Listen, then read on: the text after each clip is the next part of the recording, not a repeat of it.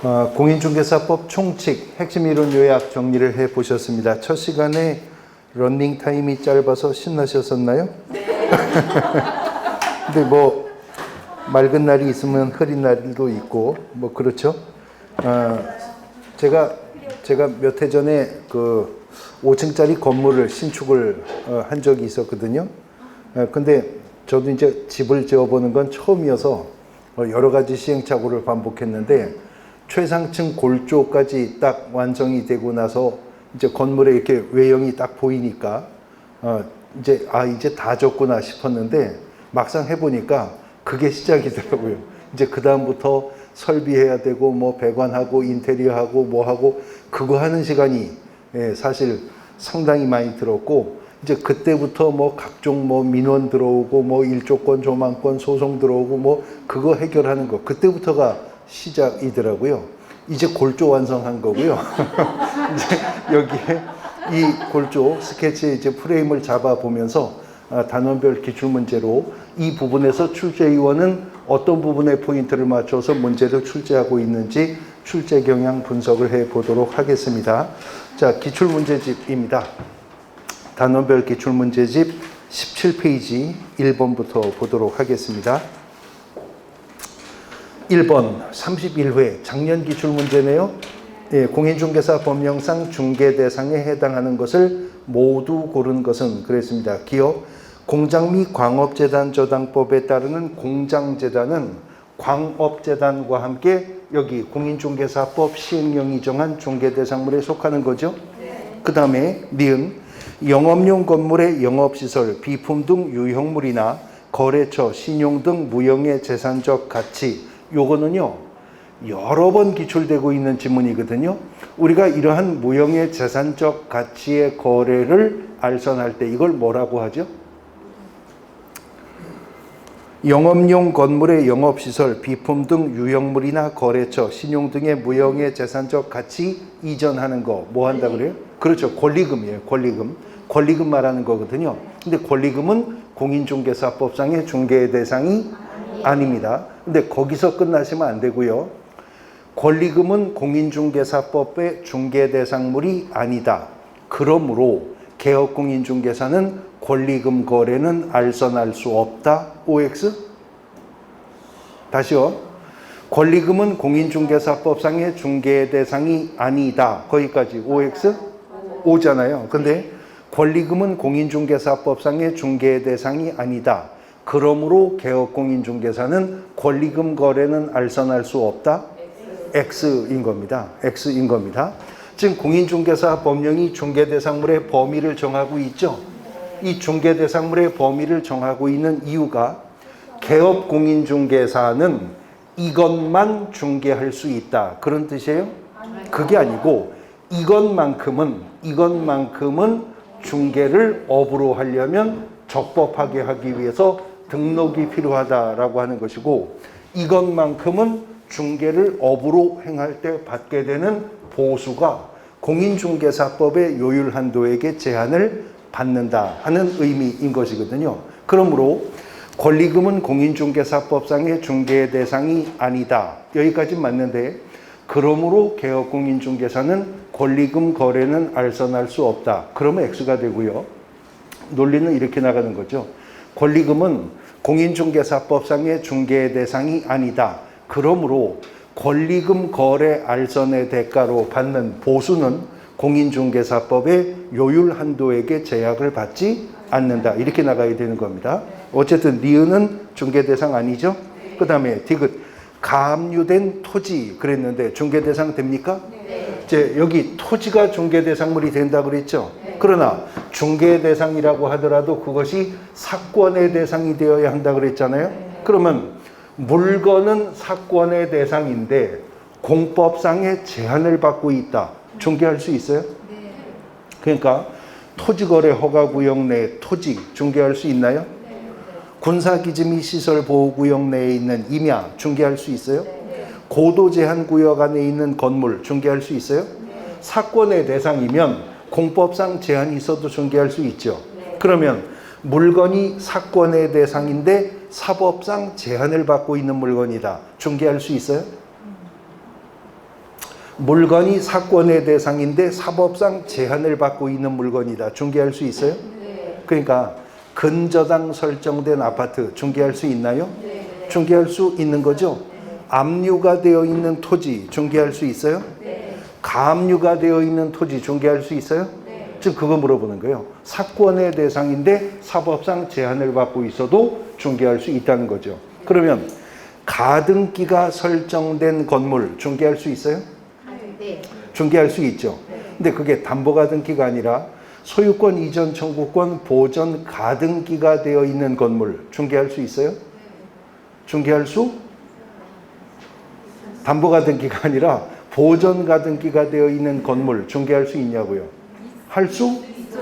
있어. 물론 사겠다는 사람은 없을 거예요. 근데 누가 산다면, 예, 목숨 걸고 산다면 중개할 수 있는 겁니다. 거래가 불가능한 건 아니니까요. 그러니까 사건의 대상이면 이렇게 사법상 제한이 있어도 중개할 수 있다. 그 다음 리을. 토지의 정착물인 미등기 건축물 중개할 수 있나요? 예, 중개할 수 있어요. 여기 보면 건축물 그 밖의 토지의 정착물이라고 했잖아요. 그래서 지금 말하는 건축물은 어떤 건축물이어야 한다? 아니, 기초과정에서 한 얘기를 또 해야 되나요? 소, 돼지, 기타, 가축. 그러면 무슨 소돼지를 말한다고? 가축인 소돼지만 말한다고. 멧돼지는 코뿔소는 아니라고. 그러면 건축물 그 밖에 토지의 정착물. 그러면 무슨 건축물? 그렇죠. 토지에 정착되어 있는 건축물이라면 중개대상물이 된다 그랬죠. 토지에 정착되어 있다면 그게 미등기 건물이어도 돼요? 네. 무허가 건물이어도 돼요? 네. 예, 그거 작년에 물은 거네요. 토지에 정착된 미등기 건물 공인중개사법상 중개 대상이 되죠. 그러면 토지에 정착이 될 건물도 중개 대상물이 됩니까? 네. 그것이 바로 분양권, 예, 뭐 아니면 재건축, 재개발, 입주권 같은 것들이었죠. 작년 기출문제에서 중개 대상이 되는 것은 기업과 디귿과 리을이었습니다. 사망이 정답이 되겠습니다. 이어지는 2번 문제. 공인중개사 법령에 관한 내용으로 틀린 것을 묻고 있습니다. 틀린 것은 틀린 질문만 점검하죠. 워낙 문제가 많으니까. 사망을 보시면 무등록 중개업자에게 중개를 의뢰한 거래 당사자는 무등록 중개업자와 중개행위에 대해서 무등록 중개업자와 공동정범으로 처벌된다. 무등록 중개업 하는 자에게 땅 팔아달라고, 집 사게 해달라고 의뢰한 의뢰인도 처벌합니까? 아닙니다. 이건 공동정범으로 처벌될 수 있는 법리가 아니라는 게 대법원 판례 입장입니다. 그래서 사망이 정답인데요. 사망이 정답인데 여기죠. 중개업을 적법하게 하려면 뭘 해야죠? 등록을 해야 됩니다. 등록을 해야 돼요. 그러면 질문. 어떤 사람이 중개사무소 개설 등록을 하지 않은 상태에서 다른 사람의 의뢰에 의하여 일정한 보수를 받고 중개를 업으로 행했답니다. 이 사람이 공인중개사법이 말하는 중개업을 했나요? 아니요. 다시. 중개사무소 개설 등록하지 않은 자가 등록을 하지 않은 상태에서 다른 사람의 의뢰에 의해서 일정한 보수를 받고 중개를 업으로 행했대요. 이 사람 공인중개사법이 말하는 중개업을 했냐고요? 네. 했다고 써 있잖아요. 네. 했다고 써 있죠.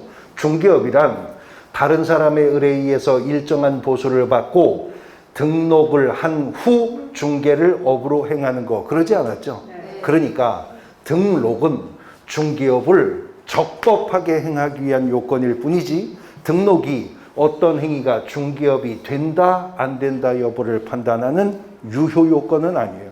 효력 요건은 아니다 하는 거죠. 그러니까 등록하지 않고 중개업을 하면 위법하게 중개업을 한 거죠. 그것도 중개업이에요. 그리고 그런 등록하지 않은 자가 중개를 통해서 당사자 간에 체결된 계약은 그대로 유효하다는 것입니다. 그러니까 무등록 중개업자의 소개로 땅을 팔고 샀습니다. 토지 매매 계약이 체결되었는데 후일 매도인이나 매수인 중에 일방이 무등록 중개업자의 불법한 중개로 성사된 토지 매매 계약이므로 이 계약은 무효입니다. 이런 주장할 수가 없게 될 것이다 라고 하는 것이죠. 단지 등록은 중개업을 적법하게 행하기 위한 요건이고, 무등록으로 중개업을 한 자는 3년 이하의 징역 또는 3천만 원 이하의 벌금형이라고 그랬죠. 근데 그 무등록 중개업 하는 자에게 의뢰를 한 당사자가 공인중개사법 위반이 되는 건 아니랍니다. 같은 논리로요. 공인중개사법 33조 1항의 9가지 금지 행위 중에는 의뢰인과 직접 거래하는 행위가 금지된다. 기억나시죠? 그러면 개업공인중개사가 의뢰인과 직접 거래했다면, 입장 바꾸어서 말하면 개업공인중개사와 직접 거래한 의뢰인이 있는 거네요. 개업공인중개사 어떻게 돼요? 3년 이하의 징역 또는 3천만 원 이하의 벌금형이죠. 의뢰인은요, 공인중개사법 위반 없는 겁니다. 그 다음 공인중개사법이 법정중개보수 초과해서 금품 받는 거 금지하죠. 그러면 법정중개보수를 초과해서 받은 개업공인중개사는 어떻게 돼요? 1년 이하의 징역 또는 1천만 원 이하의 벌금형이죠. 그럼 초과해서 준 의뢰인은 공인중개사법 위반 없는 겁니다. 이거 다 공동전범으로 처벌되는 거 아니라고요. 사망이 틀린 지문 정답입니다. 3번 문제. 중개대상물에 해당하지 않는 것을 모두 고른 것은, 그랬는데 기업 미채굴의 광물 그랬거든요. 자, 여기 토지가 중개대상물이 된다고 했잖아요. 근데 우리 민법이 토지 소유권의 범위를 정하고 있죠. 자, 예를 들어서 단면으로 봤을 때요, 여기부터 여기까지 구획된 한 필지의 토지가 있어요. 그러면 토지 소유권의 범위는 어떻게 미친다고? 예, 지표상 구획된 면적과 그 상하의 토지 소유권의 범위가 미친다는 것이 민법인 거죠. 그러니까 지표상 구획된 만큼의 지상 공중 부분도, 구획된 만큼의 지하 부분도 소유권의 범위가 미치는 거죠. 만약에 토지 소유권의 범위가 지표에만 미치는 거라면, 토지 땅 거주에만 토지 소유권이 미치는 것이라면, 바로 인접한 토지 소유자가요, 지하 주차장을 이렇게 파고 들어올 수 있잖아요. 예? 그리고 이 땅 소유자한테 아니 내가 당신 땅 손댔냐고 그럴 수 있잖아요.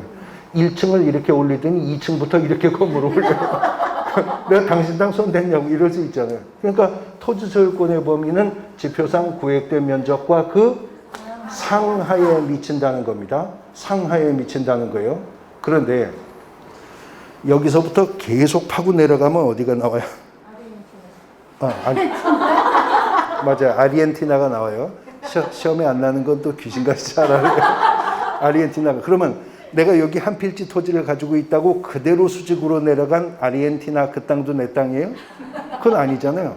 지표상 구획된 면적의 상하에 미친다고 해서 내가 한 필지 땅을 소유하고 있으니 이 위로는 전투기 훈련 비행도 못한다. 나사에서 인공위성 쏘아도 내 위로는 못 지나간다. 그런 주장 못하죠. 지표상 구획된 면적과 상하에 미친다고 하나 관리 가능한 범위 내로 제한되는 거잖아요. 그런데 관리 가능한 지하 부분이라 하더라도요, 미채굴의 광물은 국유입니다. 국유라는 건 뭐예요? 사건의 대상이 아니기 때문에 미채굴의 광물은 중개할 수가 없는 거죠. 근데요, 그러한 미채굴의 광물을 채굴 취득할 수 있는 권리를 일컬어 광업권이라고 하거든요. 그 광업권은 공인중개사법상의 중개대상입니까? 아니에요. 어디 광업권이 써 있다고 중개대상물이라고 해요? 광업권은 중개대상물 아니에요. 그런데 그런 광업권을 주축으로 광산을 구성하는 일단의 기업용 재산이 하나로 묶여 소유권 보존에 등기가 된 것을 일컬어 광업재단이라고 하는데, 광업재단이 되었을 때 일체화되어서 중개의 대상이 된다는 거죠. 그런데 표현 유의하십시오. 광업재단을 구성하는 광업권은 독립한 본법상의 중개의 대상이다. 아닙니다. 그런데요, 광업권이 속해 있는 광업재단은 독립한 본법상의 중개의 대상이다. 그래야 오가 되는 거지, 광업권 자체가 중개의 대상이 될 수 없고 미채굴의 광물도 중개의 대상이 될 수가 없습니다. 그럼 온천수도 같은 논리이겠죠? 토지와 권리관계를 함께 할 뿐이고, 금전 채권도 마찬가지죠. 그 다음에 점유도 공인중개사법상 독립한 알선의 대상이 되는 건 아닙니다. 모두 다 중개 대상들 아니네요. 5항이 정답이 되겠습니다. 이어지는 4번 문제 29의 기출입니다. 용어의 정의로서 틀린 것인데요. 1항 개업 공인중개사라 함은 공인중개사 자격을 가지고 중개를 업으로 하는 자를 말한다. 일단 용어의 정의가 틀렸죠. 개업 공인중개사라 함은 이 법에 의해 중개사무소 개설 등록을 한 자를 말한다 이죠. 그러면 개업 공인중개사는 다 공인중개사입니까? 개업 공인중개사는 다 공인중개사예요? 그것도 아닌 것이죠. 그러면 개업 공인중개사라면 중개업을 해야 합니까? 안 해도 됩니까? 자, 등록을 한 자가 개업 공인중개사죠? 등록을 했으면 중개업을 해야 되냐고요? 해야 돼요? 안 해도 돼요? 해야 됩니다. 해야 됩니다. 언제까지요? 3개월 이내에 중개업 시작해야죠. 등록을 해놓고도 3개월이 지나도록 중개업 시작하지 않으면 뭐가 된다? 휴업신고 위반자가 된다고 했습니다. 예, 왜냐하면 휴업신고 규정에서 중개사무소 개설 등록 후 중개업을 영위하지 않는 경우도 포함한다라고 했기 때문에 1항이 정답이었습니다. 5번 29의 기출문제 용어의 정의로서 틀린 것을 묻는데요. 3항 법인의 임원 중 공인중개사가 아닌 자도 분사무소 책임자가 될 수 있나요?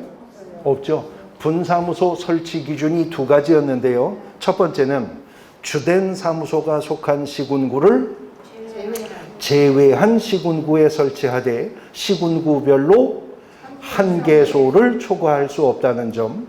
그 다음에 두 번째가 분사무소 책임자는 공인중개사이어야 한다는 거죠. 분사무소 책임자는 공인중개사이어야 하죠. 그렇죠? 언제나? 항상? 늘? 예외 없이? 아니었어요. 분사무소 책임자는 공인중개사이어야 한다. 그러면서 다만 다른 법률의 규정에 의하여 중개업을 영위하는 법인의 경우에는 그러하지 아니하다 있었잖아요. 특수법인이라면 공인중개사가 책임자 아닐 수도 있는 예외는 있었던 겁니다. 3항이 정답입니다. 페이지 넘어가 6번. 공인중개사 법령상 중개대상물에 해당하는 것을 모두 고르랍니다. 모두 골라요. 기업, 특정 동호수에 대해서 수분양자가 선정된 장차 건축될 아파트. 이거 토지에 정착이 될 건물이죠. 중개 대상이 될 수가 있다는 겁니다. 자, 그러니까요. 아까 권리금은 공인중개사법상의 중개 대상이 아니다. 그러므로 권리금 거래 알선의 대가로 받는 보수는 공인중개사법의 요율 한도에게 제한을 받지 않는다. 이렇게 나가는 논리가 올바른 논리 전개라 그랬죠. 그러면 지금 분양권 말하고 있잖아요. 분양권은 공인중개사법상의 중개 대상이죠. 그러면 분양권 거래 알선의 대가로 받는 보수는 공인중개사법의 요율 한도에게 제한을 당연히 받겠네요. 문제는 그렇다면 분양권 전매를 알선했을 때 그 요율에 적용할 기준 금액을 뭐로 해야 되느냐. 이게 이제 후속된 논란이었었던 거죠. 여기에 대해서 대법원 판례가 뭐래요? 총 분양가를 기준으로 하면 안 되고 분양권 전매 당시 기납입된 금액에 일정한 프리미엄 합산한 금액을 요율에 적용해야 된다. 그런 판결이 나오는 이유는 이것이 공인중개사법상 중개 대상이기 때문입니다.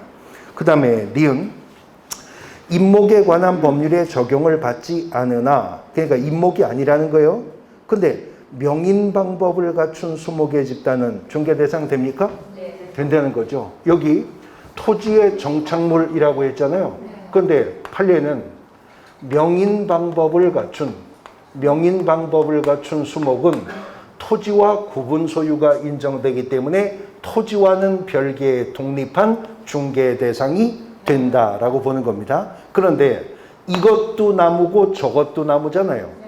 예, 이것도 나무고 저것도 나무인데 이거는 명인 방법이라고 하는 불완전한 공시 방법을 갖추었을 뿐이기 때문에 명인 방법만 갖춘 수목은 매매나 교환과 같은 소유권 이전의 목적으로서 중개 대상이 될 수 있다는 거지. 등기되어 있지 않으니 저당권 설정 등은 할 수 없겠죠.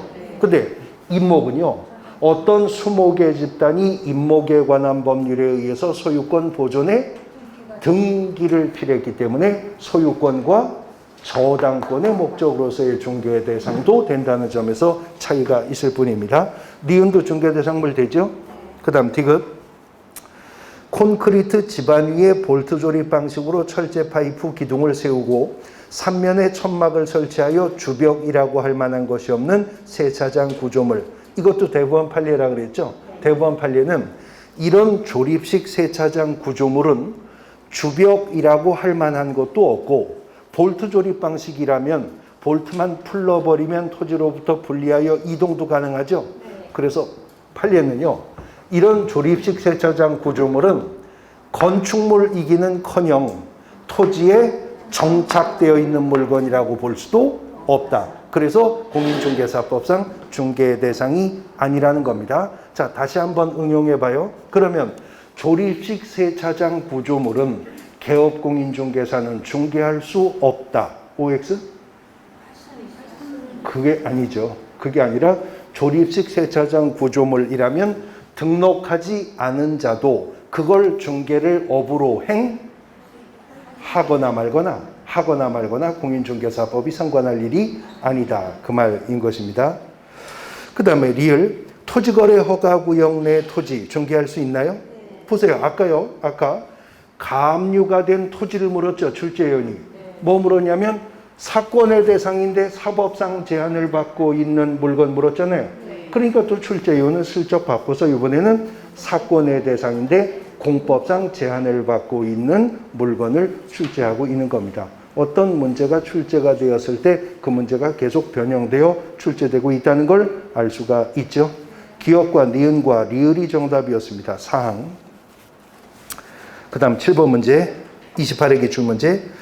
공인중개사 법령상 중개대상물에 포함되지 않는 것을 모두 고르랍니다. 기업, 피분양자가 선정된 장차 건축될 특정의 건물. 중개대상 되죠? 근데 슬쩍 왼쪽 보면요. 28회 문제 기업과 29회 문제 기업과 같은 얘기예요? 표현만 슬쩍 다르지 그냥 그 얘기 또 하는 거죠. 예, 그 다음에 니은 영업용 건물의 비품 그랬어요. 그 다음에 디귿 거래처 신용 또는 점포 위치에 따르는 영업상 이점 등의 무형의 가치 그랬거든요. 근데 두 페이지 앞으로 가서 작년 기출문제 니은에 있는 거를 그 전에 분설해서 지문 낸 거죠. 그러니까 그걸 모아서 작년에 또 낸 거라고요. 그 다음에 이를 주택이 철거될 경우에 일정한 요건 하에 이주자 택지를 공급받을 대토권, 대법원 판례는 이건 아직 필지가 확정되어 있지 않은 거기 때문에 중개 대상인 토지라고 볼 수가 없다는 건데 이 대토권도 최근에 여러 번 문제로 출제가 되었었던 겁니다. 기억을 빼고는 다 중개 대상물들 아니네요. 니은, 디귿, 리을. 그래서 3항이 정답이 되겠습니다. 5항이 네? 아닌 거요. 네, 아는 거니까 니은, 디귿, 리을 해서 5항이 정답이 되겠습니다. 페이지 넘어가 8번. 용어에 관련된 설명으로 옳은 것은 1항 공인중개사에는 외국법에 따라 공인중개사 자격을 취득한 자도 포함돼요. 공인중개사법 2조 1호가 공인중개사에 대해서 용어의 정의를 할 때 공인중개사라 함은 이 법에 의한 공인중개사 자격을 취득한 자를 말한다. 그랬죠? 공인중개사법의 절차에 의해서 자격을 취득한 자만을 말하는 것입니다. 그러니까 미국에서 리얼터, 세일즈 퍼슨 자격을 취득했다. 그런 라이센스가 있어도 한국 와서 중개업하려면 공인중개사 자격은 별도로 취득을 해야 되는 것입니다. 그 다음 2항 중개업은 다른 사람의 의뢰에 의하여 보수의 유무와 관계없이 중개를 업으로 행하는 것을 말한다. 보수의 유무와 관계없이 그랬는데 공인중개사법 2조 3호는 여기 일정한 보수를 받고 그랬어요. 일정한 보수를 받고. 어떤 행위가 중개업이 되느냐 안 되느냐를 판단할 때는 일정한 보수를 받았느냐 여부가 반드시 요건으로 작용하고 있다는 거 알 수 있죠. 그러면 일정한 보수를 받고 그랬거든요. 근데 받았는데요. 이 보수가 법정 한도액보다 많이 받았어요. 그것도 중개업이에요? 더 받았다고요? 법정 한도액보다. 그것도 중개업이에요? 받았으면 중개업이에요. 근데 그 중개업은 금지행위에 위반하는 중개업을 하는 거죠? 더 받았어도 중개업이죠? 그럼 덜 받았어도 중개업이에요? 중개업이에요. 안 받았어도 중개업이에요? 아니라니까요. 받고 오잖아요. 받았어야 중개업이 된다고. 안 받았으면 중개업이 안 된다고. 그러면 아직 안 받았는데요. 달라고 했어요. 중개업입니까? 아직 안 받았는데 달라고는 했다고요. 중개업이에요? 아니라는 거예요. 그럼 받기로 합의했어요. 중개업이에요? 아니라는 거예요. 받고 있기 때문에 받았어야 중개업이 된다는 것입니다.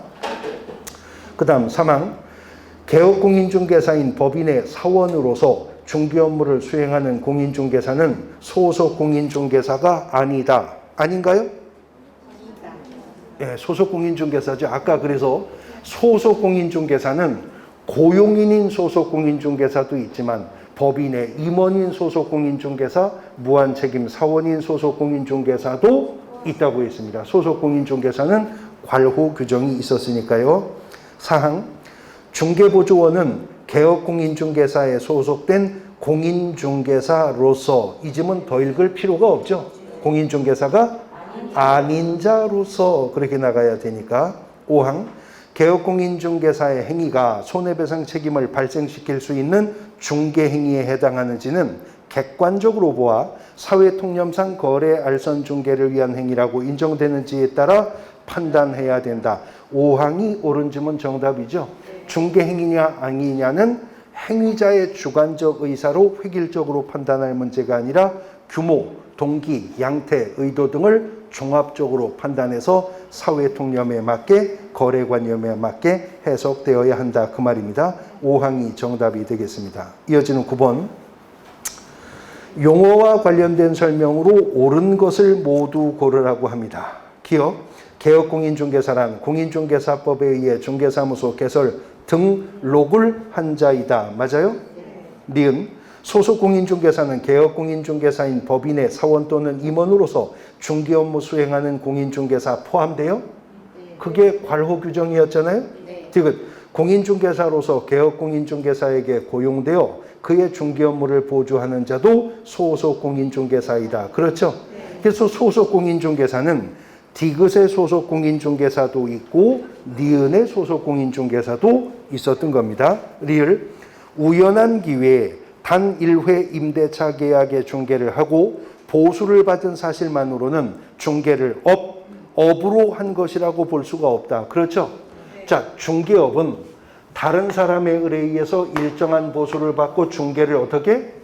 업으로 행해야 되는데 어떤 행위가 업으로 행했는가 여부를 판단할 때 대법원 판례는 대상은 불특정 다수인을 상대로 방법은요. 계속적, 반복적으로 목적은요.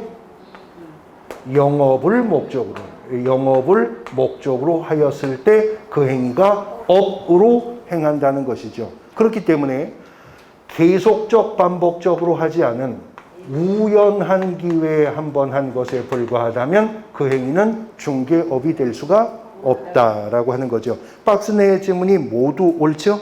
5항이 정답이었습니다. 페이지 넘어가 10번 문제.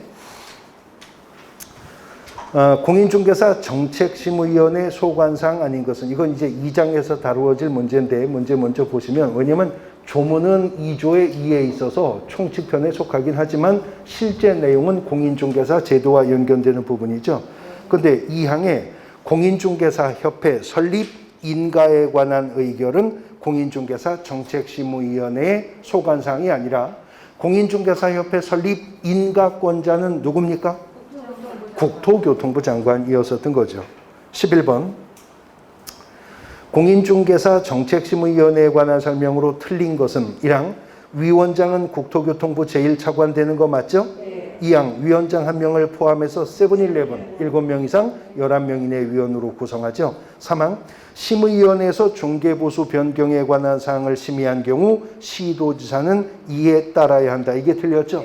공인중개사 정책심의위원회 심의사항 4가지 중에 시도지사가 이에 따라야 한다고 규정된 것은 공인중개사 시험 등 자격 취득에 관한 사항이었었던 겁니다. 3항이 정답입니다. 오른쪽 12번. 용어와 관련된 설명으로 옳은 것은 1항 법정지상권을 양도하는 행위를 알선하는 것은 중개에 해당한다. 맞아요? 네. 자, 법정지상권을 양도하는 것 중개에 해당돼요? 네. 예, 1항이 정답인데 자, 여기 보십시오. 중개는요.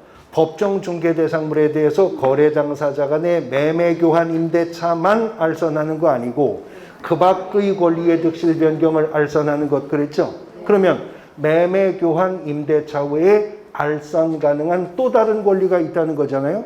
거기에는 용익 물권은 그것이 구체적으로 지상권이든 지역권이든 전세권이든 또 용익권이라면 그러한 용익권의 설정이든 이전이든 관계없이 다 개업공인중개사가 알선할 수 있는 겁니다.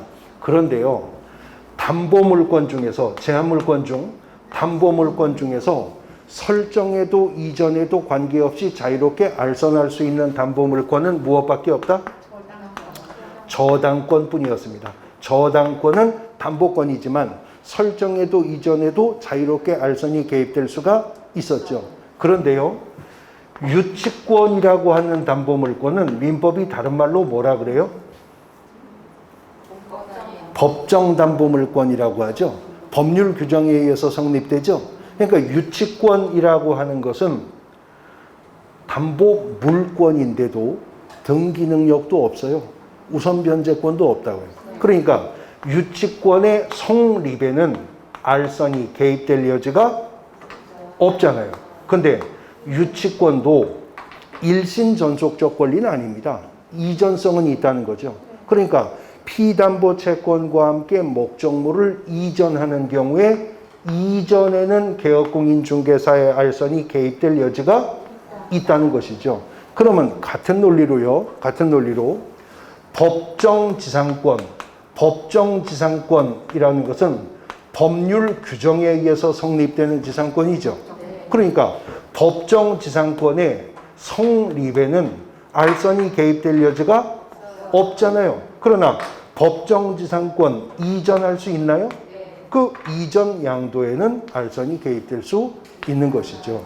네, 그래서 1항이 옳은 지문 정답이고요. 2항 담보 계속성이나 영업성 없이 단 1회 건물 매매 계약의 중개를 하고 보수를 받은 경우 중개를 업으로 한 것이라고 봐요?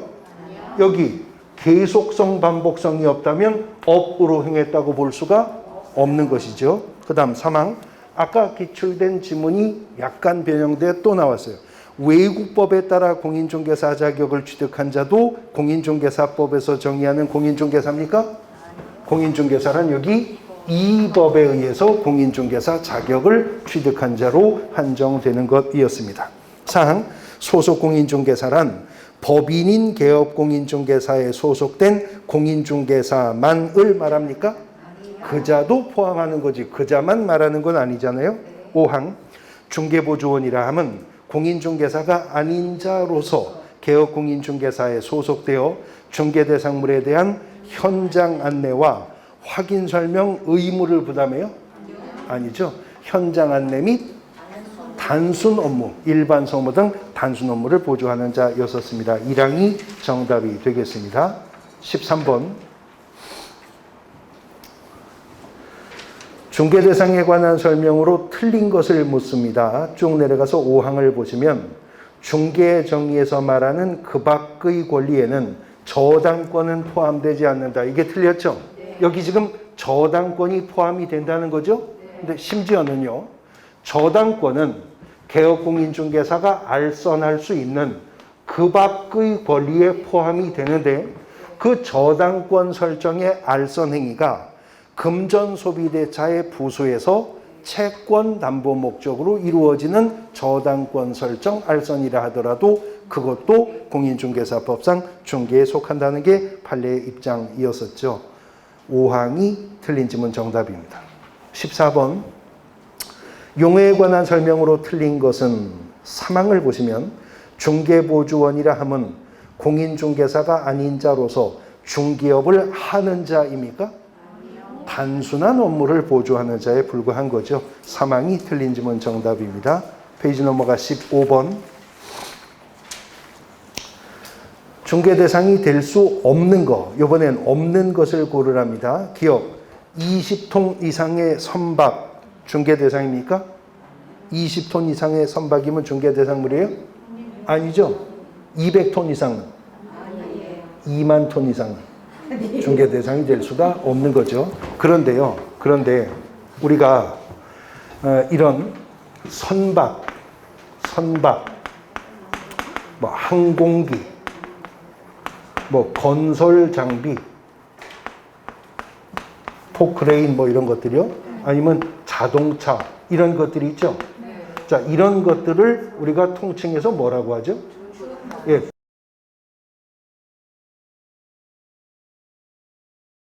우리 민법에 준부동산이라고 하는 게 있습니까?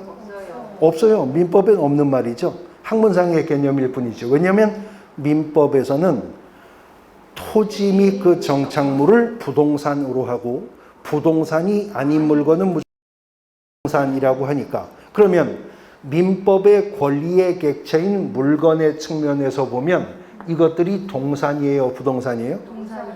동산에 불과하잖아요. 동산에 불과한데 이런 것들은 마치 토지나 건축물과 같은 등기 등록의 공시 방법을 갖추고 있기 때문에 준부동산이라 하는 것이죠. 공인중개사법상의 중개 대상이 아닌 것입니다. 근데 역시 또 똑같은 논리. 그러면 개업공인중개사는 선박 중개 못해요? 항공기 중개 못해요? 할 수 있죠. 그러나 이런 것들은 공인중개사법상의 중개 대상이 아니므로 공인중개사법의 규율 대상은 아닌 것입니다. 그 다음 니은 콘크리트 지반 위에 쉽게 분리 철거가 가능한 볼트 조립 방식으로 철제 파이프 기둥을 세우고 지붕을 덮은 다음 3면에 천막을 설치한 세차장 구조물. 이 세차장 자주 나오네요. 아까도 보셨는데 이거는 토지에 정착된 물건도 아니었습니다. 중개 대상물 아니죠. 디귿 거래처, 신용, 영업상의 노하우 또는 점포 위치에 따르는 영업상의 이점 등 무형의 재산적 가치 이게 뭐라고요?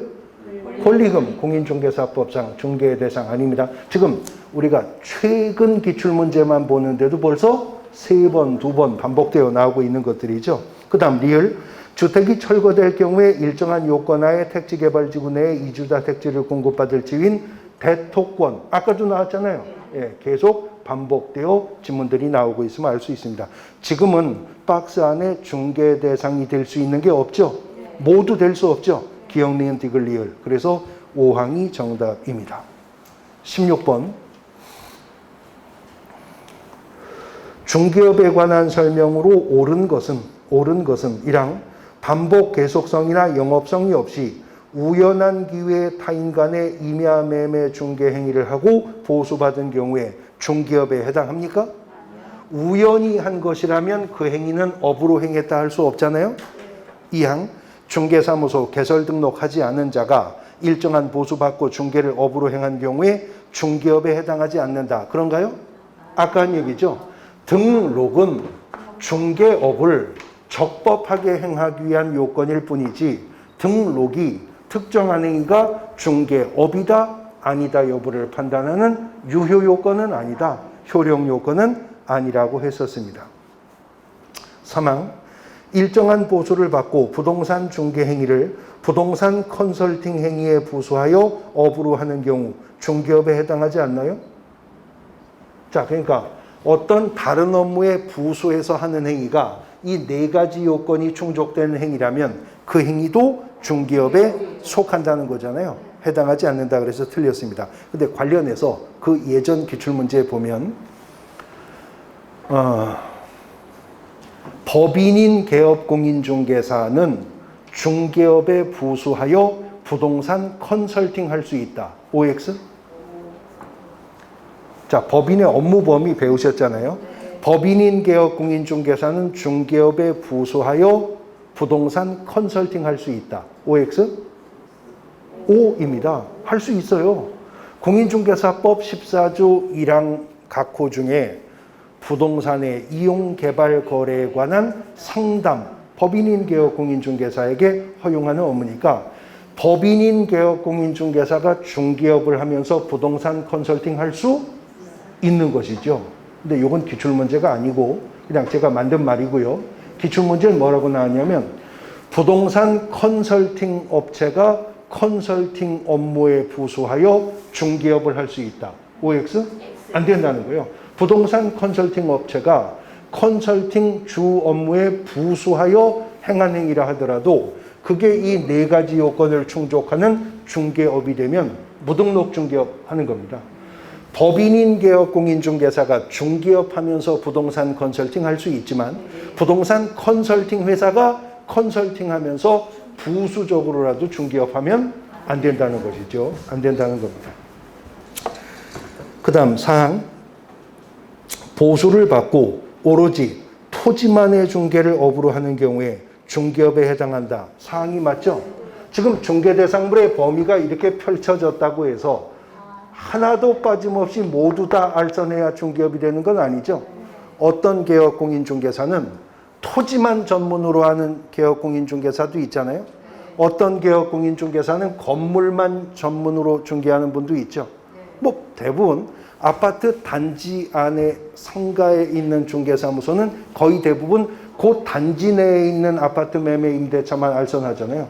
모든 중개대상물을 빠짐없이 알선해야 되는 건 아닌 거니까 사항이 옳은 지문 정답입니다. 그 다음 5항, 다른 사람의 의뢰에 의하여 일정한 보수를 받고 부동산에 대한 저당권 설정의 알선을 업으로 하는 경우 그 행위의 알선이 금전소비대차 알선에 부수하여 이루어졌다면 중개업에 해당하지 않는다. 아까 설명했죠. 저당권은 개업공인중개사가 알선할 수 있는 그 밖의 권리인데 그 저당권 설정 알선 행위가 금전소비대차에 부수하여 채권담보 목적으로 설정된 것이라 하더라도 공인중개사법상 중개에 속한다. 여러 번 반복되는 대법원 판례입니다. 사항이 정답이 되는 거죠.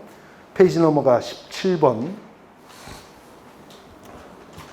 다음 설명으로 옳은 것은 1항 개업공인중개사는 다른 개업공인중개사인 법인의 임원이 될 수 있다. 될 수 있어요? 없죠. 왜 없어요? 공인중개사법이 이중 등록만 금지하는 게 아니라 이중 소속을 금지하니까. 그 다음 2항 개업공인중개사는 그 등록관청 관할구역 안에 여러 개의 중개사무소 둘 수 있나요? 한 개의 중개사무소만 둘 수 있다는 것이 법 13조 1항 규정이었죠?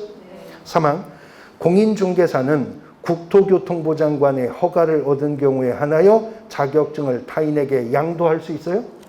등록증 양도대여는 어떤 예외도 없이 금지가 되죠.